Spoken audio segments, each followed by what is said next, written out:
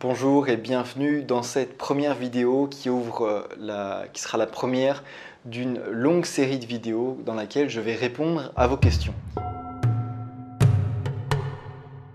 Je vais vous apporter mon éclairage, mon point de vue, je vais vous proposer une réflexion autour de différentes thématiques, toujours qui se rapportent à ces mêmes sujets, la colère et la méditation, puisque tout ce qu'on va voir gravite autour de ces deux sujets, la colère et la méditation.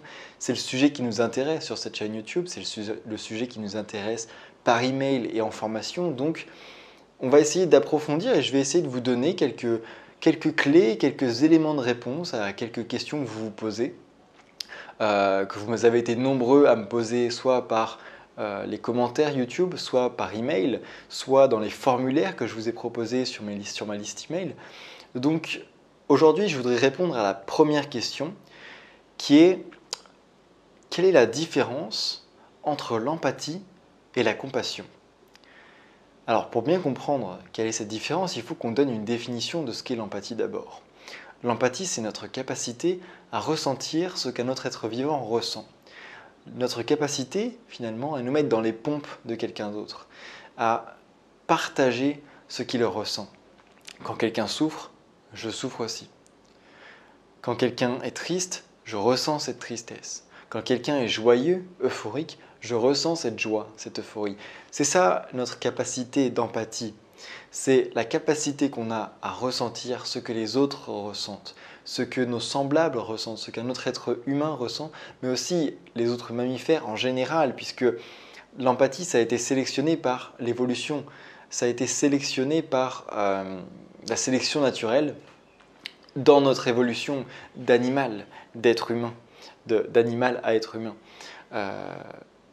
Ça a été sélectionné pourquoi? Parce que finalement, quand une espèce évolue en groupe, lorsqu'une espèce évolue en société finalement, les individus ont besoin de se comprendre. Les individus ont besoin de savoir ce que l'autre ressent.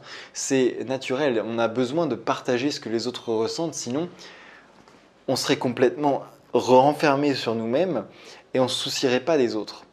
Et donc pour évoluer sainement en société, pour évoluer sainement en groupe, on a besoin d'avoir cette capacité d'empathie. Quand quelqu'un souffre, je souffre, et donc je ne vais pas le faire souffrir puisque moi aussi je souffre.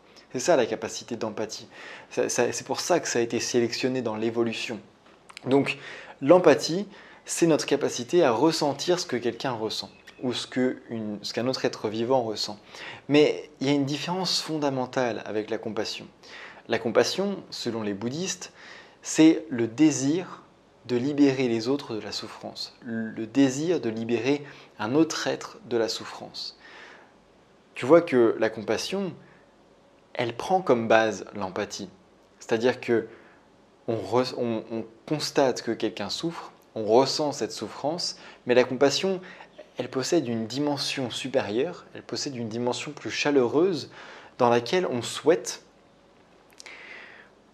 que l'autre personne, que l'autre être en face de nous, qui souffre, et avec lequel on peut partager cette souffrance, duquel on ressent la souffrance, on souhaite qu'il soit libéré de la souffrance.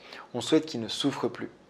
Donc c'est ça la différence fondamentale entre empathie et compassion. L'empathie, c'est juste le fait de ressentir ce que quelqu'un d'autre ressent. La compassion, c'est le fait de ressentir ce que quelqu'un d'autre ressent, mais en plus d'avoir le désir de le libérer de sa souffrance, de le libérer de son malheur, de souhaiter qu'il se libère de la souffrance et de ses causes, et de souhaiter qu'il soit heureux. C'est ça la compassion. Et la compassion, elle nous donne cette énergie finalement d'agir. Elle nous donne cette énergie pour agir pour le bien des autres, agir pour diminuer la souffrance des autres.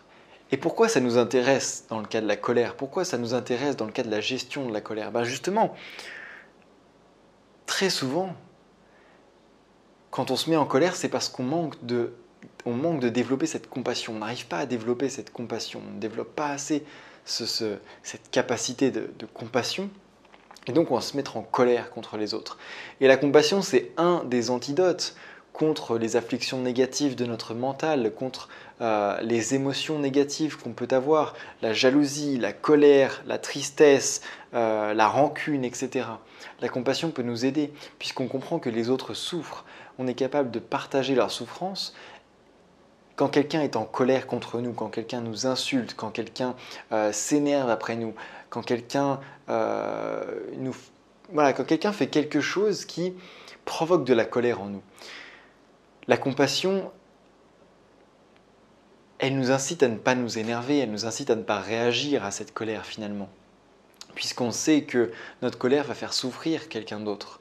On sait que cette crise de colère, ces hurlements, quand on va exploser, quand on va laisser le volcan exploser en nous, on va faire souffrir quelqu'un. Il y a quelqu'un qui va recevoir cette colère et qui va souffrir.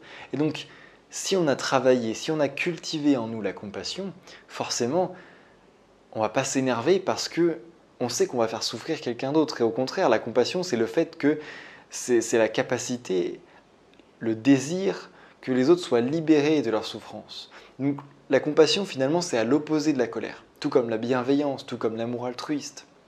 Donc tu vois bien la différence maintenant entre empathie et compassion, et tu vois que la compassion, c'est une des qualités fondamentales pour se libérer de l'emprise de la colère, se libérer de la violence, se libérer de cet impact qu'a la colère dans notre vie. Voilà, j'espère que cette petite vidéo de quelques minutes t'a plu, que ça t'a intéressé, que tu as appris quelque chose. Si tu cherches à aller plus loin sur le sujet de la colère, que tu veux te libérer de la colère, je t'invite à aller voir cette formation Colère saine, dans laquelle justement on va approfondir tout ce qui touche à la colère. On va d'abord dans un premier chapitre comprendre ce qu'est la colère, essayer de décortiquer les mécanismes de la colère, comprendre comment elle agit, comprendre comment elle s'exprime. Puis dans un deuxième chapitre, je te donne des méthodes à travailler sur le long terme pour diminuer ta tendance à la colère. Et puis enfin, dans un troisième chapitre, je te donne toutes les clés pour agir avec sagesse, agir avec intelligence lorsque la colère se produit en toi, lorsque tu ressens de la colère, pour la dissiper instantanément. Donc si jamais cette formation t'intéresse, je te laisse aller la voir, elle est en cours de production. Donc là, tu as déjà le premier chapitre qui est disponible et puis le deuxième chapitre va arriver à la fin de la semaine et puis après le troisième chapitre la semaine prochaine. Donc je t'invite à aller voir ça si ça t'intéresse, Colère saine, et moi je te retrouve dans la prochaine vidéo pour une nouvelle réponse à une question.